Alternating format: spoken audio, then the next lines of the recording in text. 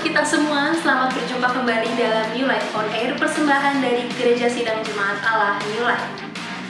Mari kita siapkan hati beribadah kepada Tuhan dan diberkati melalui seluruh rangkaian program ini.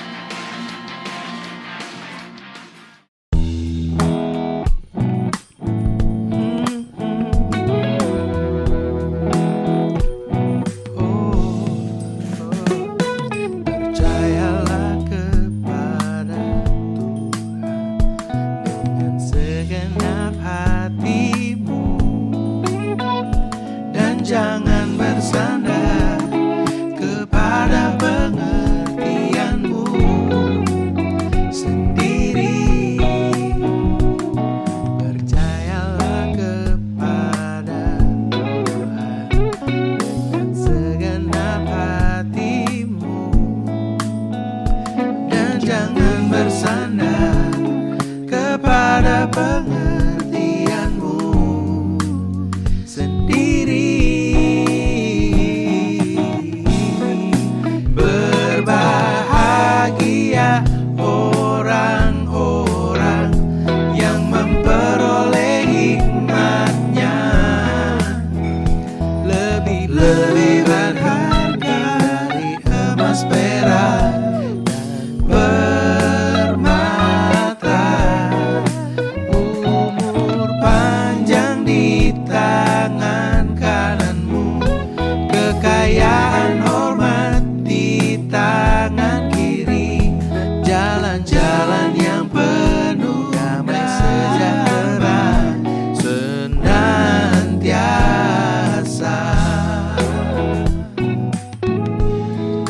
senantiasa damainya tuh, percayalah. Salam sukacita, saudara-saudara terkasih dalam Tuhan Yesus. Senang sekali berjumpa kembali dalam program New Life on Air, dan masih di Amsal 3 ayat 16, di mana firman Tuhan mengatakan, umur panjang di tangan kanannya, di tangan kirinya kekayaan dan kehormatan. Kita sudah berbicara mengenai umur panjang, kita sudah berbicara mengenai kekayaan, dan kali ini mari kita lihat firman Tuhan tentang kehormatan. Mari kita lihat 1 Tawarik 29 ayat 11. Ya Tuhan, punyamulah kebesaran dan kejayaan, kehormatan, kemasyuran dan keagungan.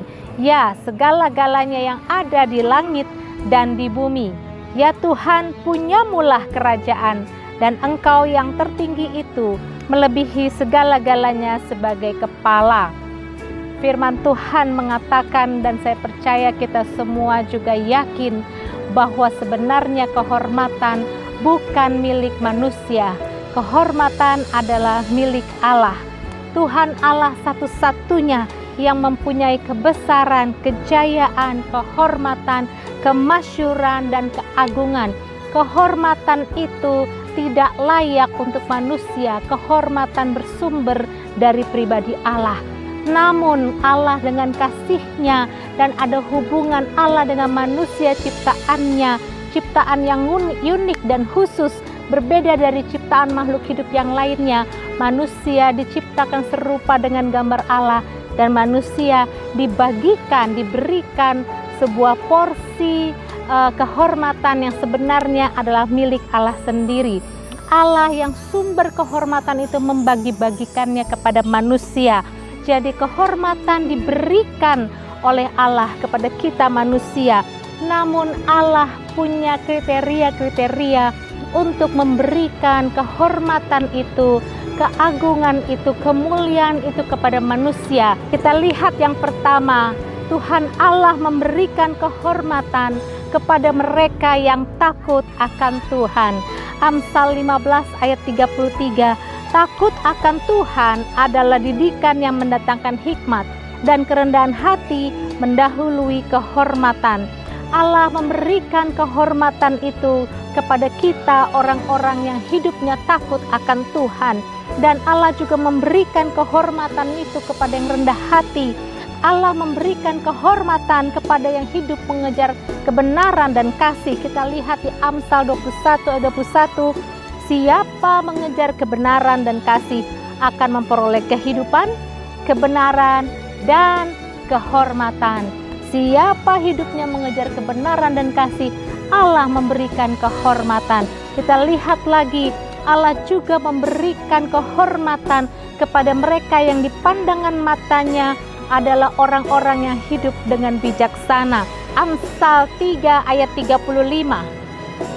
Orang yang bijak akan mewarisi kehormatan, tetapi orang yang bebal akan menerima cemooh.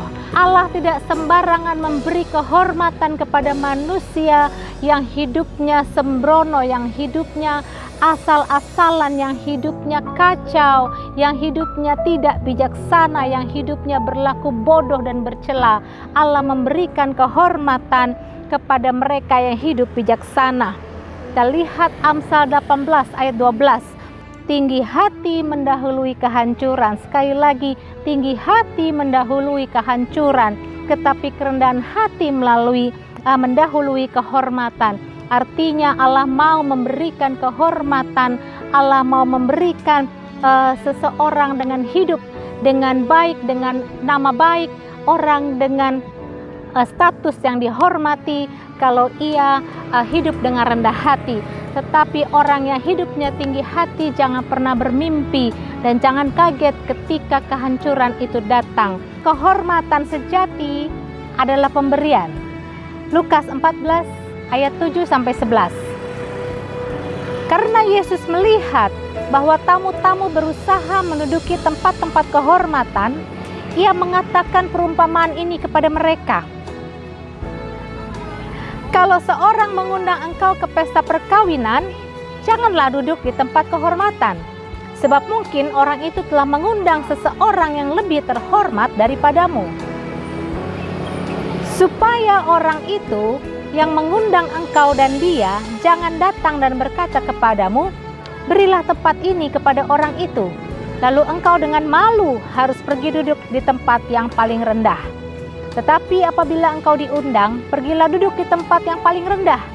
Mungkin tuan rumah akan datang dan berkata kepadamu, sahabat, silakan duduk di depan. Dan dengan demikian, engkau akan menerima hormat di depan mata semua tamu yang lain. Ayat yang ke-11. Sebab barang siapa meninggikan diri, ia akan direndahkan, dan barang siapa merendahkan diri, ia akan ditinggikan. Luar biasa apa yang dikatakan Tuhan Yesus dalam pelajaran ini. Jangan sekali-sekali kalau kita datang kepada satu tempat, kita mencari tempat di ruangan yang terhormat. Barangkali yang punya acara, punya undangan lain yang sudah dipersiapkan untuk duduk di situ. Jangan sampai kita disuruh pergi karena itu tempat untuk orang lain. Diajarkan di sini, lebih baik kita cari tempat yang lebih rendah. Nanti si pemilik acara akan mengundang, akan mengajak kita duduk di tempat terhormat. Pelajaran ini luar biasa. Ditutup dengan ayat 11, sebab barang siapa meninggikan diri, dia akan direndahkan, dan barang siapa merendahkan diri, dia akan ditinggikan. Kehormatan yang sejati bukanlah sesuatu yang dicari. Kehormatan yang sejati bukanlah yang kita ciptakan atau kita rekayasa atau orang lain, mungkin keluarga yang membuatnya agar nilai diri kita, pandangan orang lain terhadap kita agak naik, agak tinggi. Kehormatan yang sejati, saudara-saudara, itu pasti mengikuti setiap langkah hidup orang yang percaya. Setiap orang yang hidup rendah hati tidak perlu khawatir akan nilai diri atau kehormatan. Suatu anugerah dari Tuhan pasti menyertai, yaitu berupa kepercayaan dan penghormatan itu sendiri. Saya percaya kalau engkau hari ini adalah mungkin seorang istri pejabat yang menduduki posisi-posisi strategis di dalam negara ini, itu satu pemberian, itu satu kehormatan untuk saudara berada di posisi saat ini. Kalau saudara hari ini melayani Tuhan, saudara mempunyai tanggung jawab dalam pemberitaan Injil, itu pun satu kehormatan. Sebelum saudara memperolehnya, Allah telah melihat rangkaian jalannya kehidupan kita. Kehormatan dan kepercayaan itu akan datang dengan sendirinya kepada orang-orang yang hatinya siap untuk diberikan, dibagikan bagian dari kehormatan yang Allah miliki itu kepada manusia. Kalau hari ini saudara menduduki satu jabatan di perusahaan, kalau hari ini saudara mengikuti satu studi atau sedang dalam tahap belajar, itu juga satu kehormatan yang Allah berikan. Karena setiap berkat Tuhan, umur panjang, kekayaan, kehormatan selalu merupakan berkat, upah, bagaimana pandangan Allah, penilaian Allah kepada kita. Kehormatan sejati adalah pemberian. Jika engkau mengejar ilmu, maka engkau akan dapatkan ilmu. Kalau hidupmu mengejar uang, maka engkau akan dapatkan uang. Kalau engkau mengejar karir, engkau bisa saja mendapatkan karir yang bagus. Dan kalau engkau mengejar posisi, kedudukan, engkau akan dapat kedudukan yang baik. Kalau engkau mengejar kesenangan pribadi, mungkin engkau bisa dapatkan kesenangan yang luar biasa. Namun, jika engkau ingin dihormati oleh sesama, dihormati di pandangan Allah, ingin penghormatan, engkau tidak dapat mengejar kehormatan. Sebab kehormatan tidak dapat dikejar. Kehormatan itu melainkan dengan tiba-tiba. Kehormatan datang untuk kita. Kehormatan itu datang untuk seseorang sebagai upah dari Tuhan. Upah dari apa? Hidup benar, hidup bijaksana, hidup rendah hati, hidup takut akan Tuhan, jujur dan berintegritas. Maka kehormatan dan kepercayaan itu akan datang kepada kita sebagai berkat anugerah dari Tuhan. Yang terakhir, kehormatan sejati bergantung sepenuhnya pada diri sendiri. Kehormatan seringkali kita kaitkan dengan pujian, dengan penghargaan, dengan kepercayaan. Semuanya itu tidak dapat hilang begitu saja dari kita oleh karena orang lain. Maksudnya, jangan pernah dalam hidup ini kita menyalahkan orang lain ketika mungkin nama baik kita rusak. Mungkin kehormatan kita merasa diambil, kita merasa direndahkan, dan kita mungkin kita suatu hari akan berkata, nama baik saya dihancurkan, kehormatan saya hilang. Dan saudara-saudara, kalau kita balik kepada firman Tuhan, kalau kita direndahkan, kita diremehkan, kita dihujat, kita dihina, jangan salahkan orang lain. Karena kehormatan itu sangat bergantung kepada karakter kita sendiri, kepada bagaimana cara hidup kita sendiri. Kemungkinan terbesar adalah kesalahannya adalah ada pada cara hidup kita. Kesalahannya adalah bagaimana kita hidup yang mendatangkan hilangnya kehormatan itu. Nama baik kita bisa rusak bukan karena orang lain, tetapi karena diri kita sendiri. Sebab kehormatan orang beriman tidak pernah kita kejar, tetapi diperoleh dengan anugerah sebagai upah dan dari upah perilaku diri sendiri. Oleh karena itu, mungkin orang bisa saja dengan sengaja merusak nama baik saudara.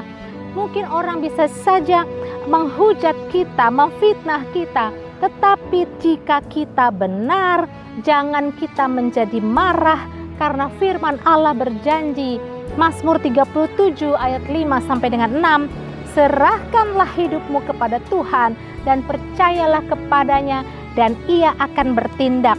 Ia akan memunculkan kebenaranmu seperti terang dan hakmu seperti siang.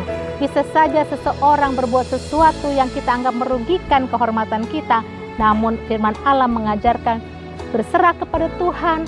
Pada waktunya Allah akan munculkan kebenaranmu seperti terang dan hakmu seperti siang. Mazmur 37 ayat 8 sampai 9. Berhentilah marah dan tinggalkanlah panas hati itu. Jangan marah, itu hanya membawa kepada kejahatan. Sebab orang-orang yang berbuat jahat akan dilenyapkan, tetapi orang-orang yang menanti-nantikan Tuhan akan mewarisi negeri.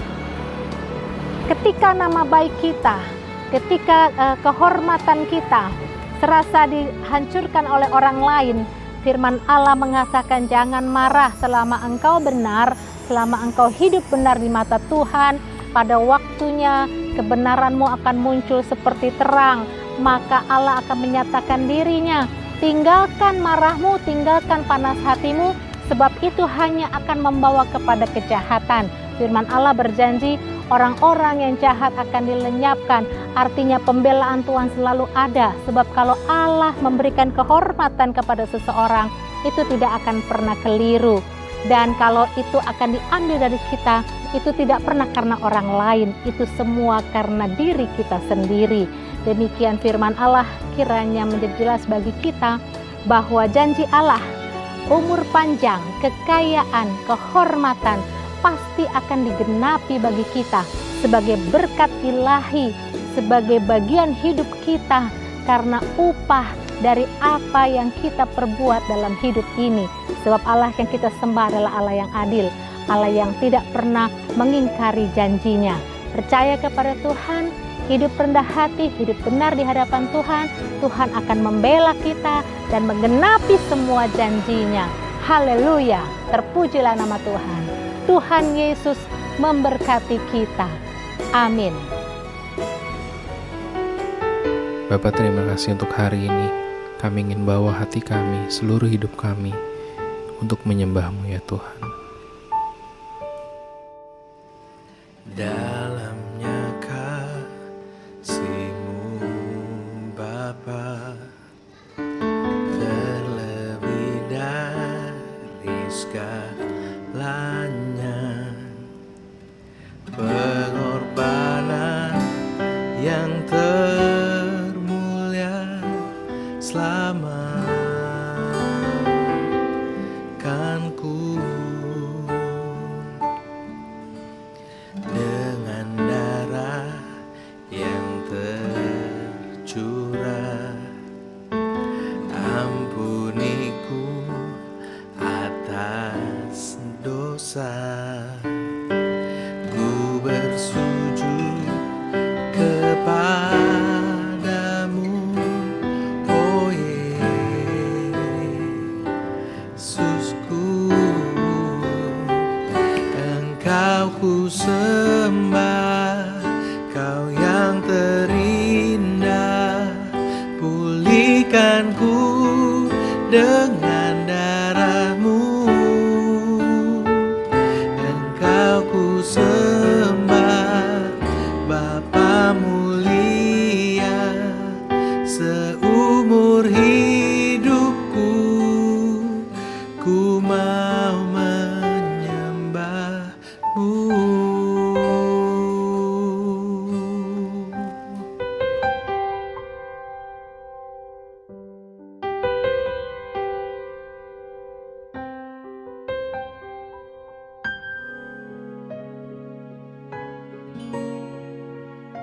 Bapa di surga, berkatilah setiap orang yang telah menyaksikan dan beribadah kepada Tuhan melalui program New Life on Air ini.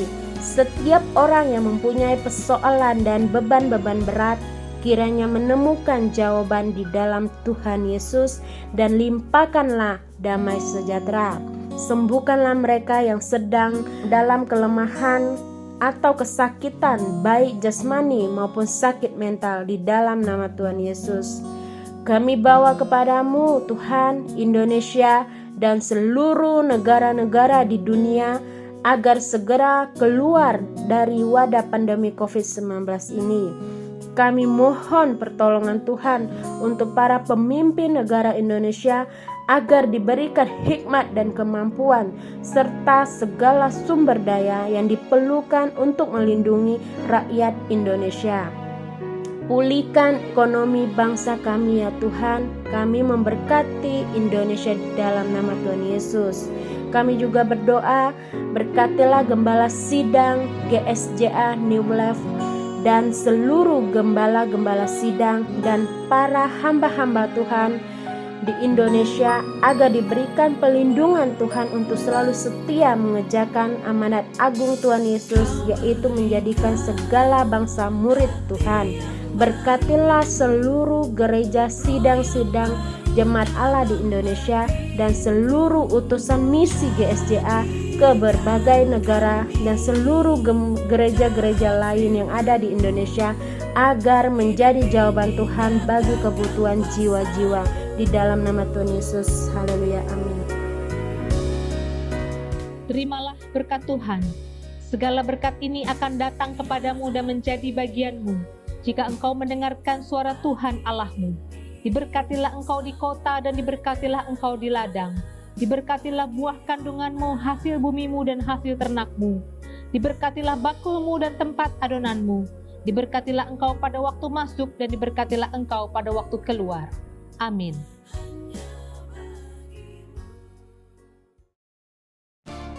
Moto Gereja Sidang Jemaat Allah di Indonesia adalah cinta Tuhan, rendah hati, jujur, dan rajin. New Life Smart 2020. Apa itu Smart? Smart adalah nilai-nilai dari GSJA New Life, yaitu sungguh-sungguh, murni, antusias, ramah, dan taat. Berikut sahabat New Life yang berulang tahun pada bulan ini.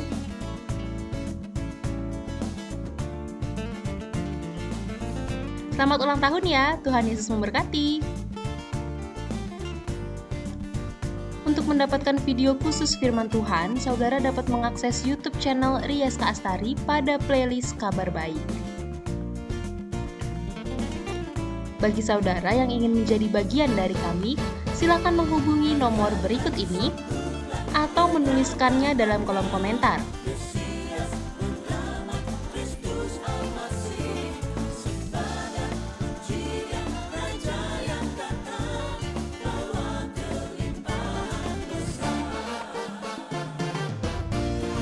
Jangan lupa follow media sosial kami di Instagram @gsjanewlife, subscribe channel ini, dan jika saudara diberkati melalui New Life on Air, silahkan share atau bagikan ke teman-teman saudara. Tuhan Yesus memberkati.